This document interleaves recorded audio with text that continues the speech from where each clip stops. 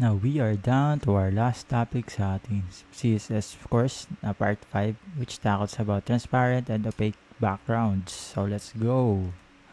So, pagdating sa transparency and opaque backgrounds, you can control the transparency or opacity of a background colors in images using opacity, RGBA, and background color properties. Again, kapag gusto nating mamanipulate yung opacity, gagamit tayo syempre ng RGBA as color. Sa transparent background, the transparent background allows the content or elements behind it to be visible. So, paano nga ba yun? So, gamitin na lang natin itong example. Lagay tayo ng transparent. Transparent. And then, opaque.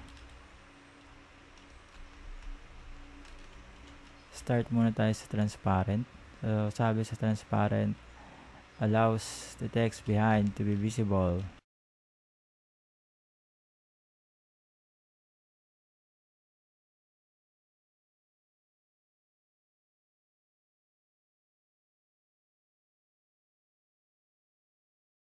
So, ito yung ating background.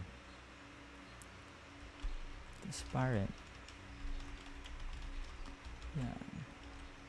So, meron tayong text dito. Nalagyan na natin siya ng transparency. RGBA 00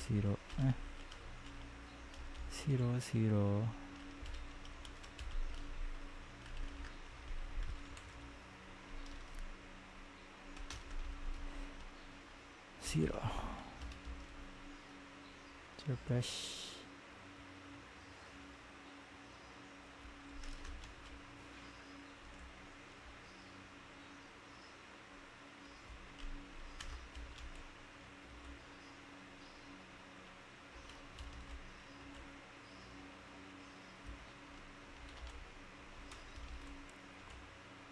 Alright. Sa transparent background, ang ginagawa niya, yung behind ng content or let's say yung background na lang. So, yung background, ginagawa niyang transparent or let's say nilalagyan niya ng opacity na tinatawag. So, yun yung paggamit na or yun yung way kung paano ba nga ba natin na malalagyan ng opacity yung ating background. So, dako tayo sa next one. So, opaque background. An opaque background is fully visible and does not allow anything behind it to show through. So, dito naman, ang keyword lang naman dito is hindi ka gagamit ng RGBA as your color. Alright? Or yung color format na tinatawag. Okay, let's say dito, no? So, magic word lang naman dyan is di ka daw gagamit ng RGBA. So, lagyan mo lang background color like blue. Ayan. So, ganyan yung paggamit ng opaque background. Now, meron kasing tinatawag na opacity na property.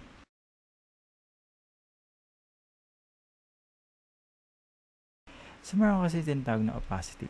Ngayon, ano nga bang pagkakaiba niya sa transparent na way versus opacity? So, let's try this one.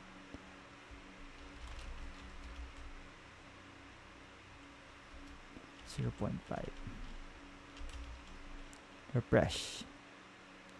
Okay. So, napapansin natin na parang sumasama yung element or yung content ng element other than background image dun sa pagiging 0.5 as our opacity.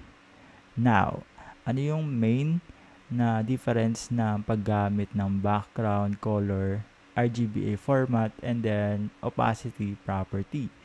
Pag meron kang opacity property, yung buong element, yung laman nun, mapa-text man yan, mapa-image, mapa-another element, will be considered or will be included sa opacity na property.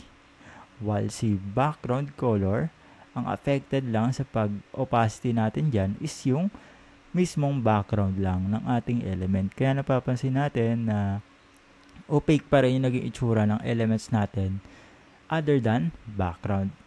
Alright? So, alam na natin yung pagkakaiba at yung mga dangers ng paggamit ng opacity versus background color transparency. So, yun lang for this topic na part 5. Dito nagtatapos ang ating topic regarding background images. I hope na marami kayo natutunan sa part 5 na ito regarding background images, and then even yung positioning, iba't ibang colors, gradients, tapos yung iba't ibang types ng gradients syempre. So, yun lang. Kita-kits sa part 6. Let's go!